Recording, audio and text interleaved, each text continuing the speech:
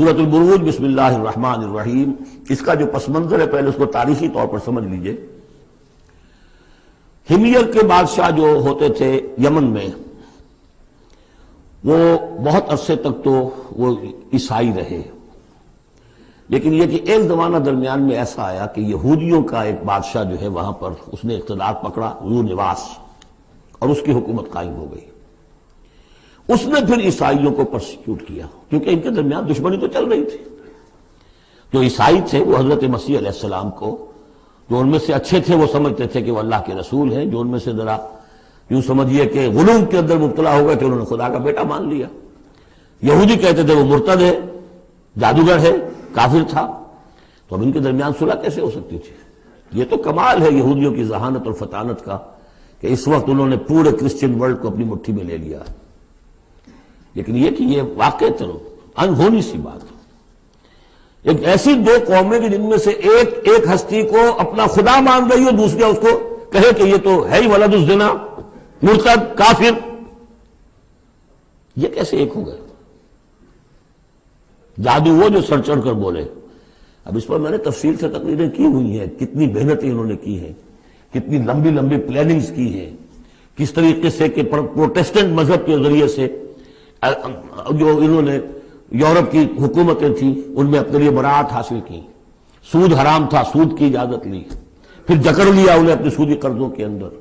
پورے یورپ کے اوپر ان کا تسلط ہو گیا۔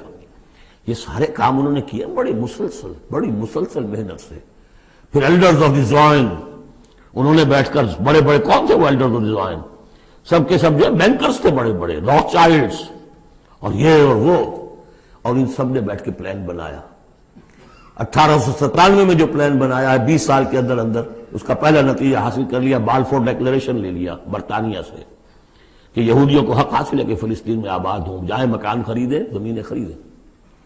جس کے نتیجے میں 31 برس کے بعد اسرائیل کی ریاست قائم ہو گئی 1948 میں۔ 67 میں اس کی ایکسپینشن ہو گئی۔ اب جو ہونا ہے، میں اس وقت اس میں نہیں جانا چاہتا تفصیل میں، ہوا یہ تھا کہ اس وقت پھر بہت سے عیسائیوں کو ذو نواس نے قتل کیا، جیسے ہولوکاسٹ اس وقت ہوا ان کے لیے، اس طریقے سے اس سے کم تر پیمانے پر 20,000 عیسائیوں کو اس نے زندہ جلایا ہے آگ میں۔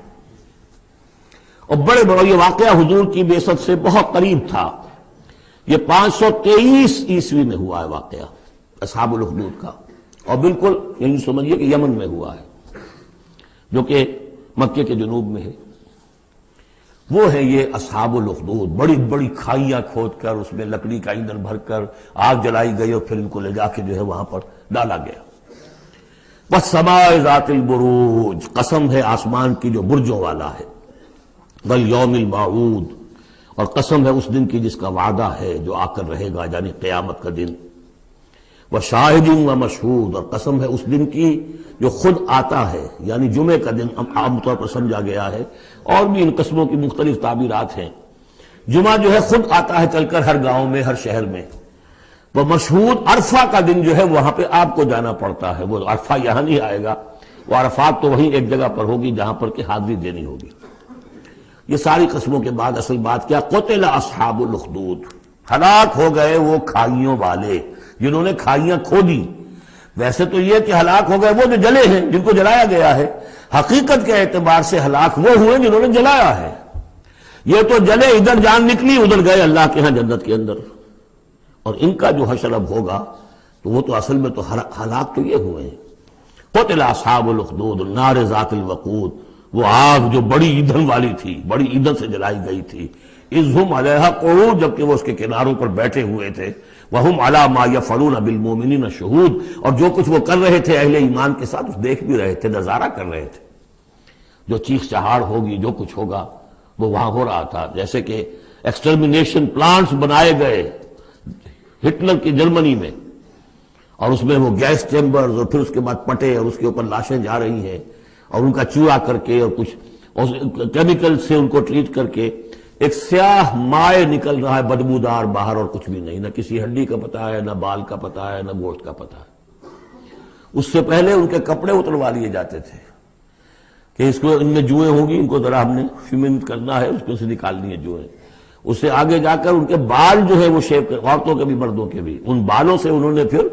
وہ اپنے قالین بنائے کہ جو نازیوں کے دفتروں کے اندر جا کے بچھے، ہیومن ہیئر کے، اگر آپ بنا سکتے ہیں بھیڑ کے کی اون کے اور بکری کے، تو کیوں ان کا انسان کے بال کیوں نہ استعمال کیے جائیں ہوئے، اور پھر ان کو ایک گیس چیمبر میں لا کے سب کو ختم کیا اور لے گئے۔ تو جو یہ بڑی، یوں سمجھیے یہ موت بہرحال اس موت سے بہت آسان موت رہی ہوگی۔ گیس سے کیا ہوتا ہے، آدمی کو پتہ بھی نہیں چلتا، مر جاتا ہے۔ رات کو جو سوتے ہیں انگیٹھی جلا کر، صبح کو معلوم ہوتا ہے 4 آدمی مر گئے، انہیں پتہ بھی نہیں چلا ہوگا، وہ سوئے کے اندر ہی ختم ہو گئے۔ لیکن یہ کہ جو اب ان پر بیتے گی، وَهُمْ عَلَىٰ مَا يَفْعَلُونَ بِالْمُؤْمِنِينَ شَهُودٌ، وہ دیکھ رہے تھے کہ کیا ہو رہا ہے، آگ میں جس کو جلایا جا رہا ہو اس کا تو مسئلہ اور ہے بالکل۔ وَمَا نَقَمُوا مِنْهُمْ، اور نہیں انتقام لے رہے تھے ان سے، إِلَّا سوا مگر اس کا، أَن يُؤْمِنُوا بِاللَّهِ الْعَزِيزِ الْحَمِيدِ، کہ وہ ایمان لے آئے تھے اللہ پر جو زبردست ہے، ستودہ صفات ہے۔ الذی لہ ملک السماوات والارض، وہ کہ جس کے لیے بادشاہی ہے آسمانوں کی اور زمین کی، واللہ علی کل شیء شہید، اور اللہ تو ہر چیز پر خود گواہ ہے۔ ان الذین فتنوا المؤمنین والمؤمنات، یقیناً وہ لوگ کہ جنہوں نے اس فتنے میں ڈالا مومن مردوں اور مومن عورتوں کو، ثم لم یتوبوا، پھر توبہ بھی نہیں کہی، اگر تو موت سے پہلے توبہ کر لی، ایمان لے آئے تو معاملہ صاف ہو جاتا، ثم لم یتوبوا فلہم عذاب جہنم ولہم عذاب الحریق، تو ان کے لیے ہوگا جہنم کا عذاب اور جلا ڈالنے والے عذاب۔ ان الذین آمنوا وعملوا الصالحات، اس کے برعکس وہ لوگ جو ایمان لائے اور جنہوں نے نیک عمل کیے، لہم جنات تجری من تحت الانہار، ان کے لیے وہ باغات ہوں گے کہ جن کے نیچے نہریں بہتی ہوں گی۔ ذالک الفوز الکبیر، وہ ہے اصل بڑی کامیابی۔ ان بطش ربک لشدید، یقیناً تیرے رب کی پکڑ بڑی سخت ہے، وہ حلیم ہے، رسی دراز کرتا ہے، وہ رسی دراز کرنے کا تذکرہ اگلی صورت میں آئے گا، لیکن یہ کہ جب پکڑتا ہے تو ان بطش ربک لشدید، انہ هو یبدئ ویعید، وہی ہے جو پہلی مرتبہ پیدا کرتا ہے وہی اعادہ کرے گا، جب پہلے بنایا وہ بعد میں تو نہیں بنائے گا۔ وہو الغفور الودود، وہ بخشنے والا بھی ہے، محبت کرنے والا ہے، ذو العرش المجید، بڑے عرش والا ہے، بڑی شان والا ہے، فعال لما یرید، جو ارادہ کر لے کر گزرنے والا ہے، اس کے ارادے کے آگے کوئی رکاوٹ نہیں ڈال سکتا۔ هل اتاک حدیث الجنود، کیا تمہیں نہیں پہنچ چکی ہیں خبریں لشکروں کی، فرعون و سمود، فرعون کے لشکر، قوم سمود کے لشکر،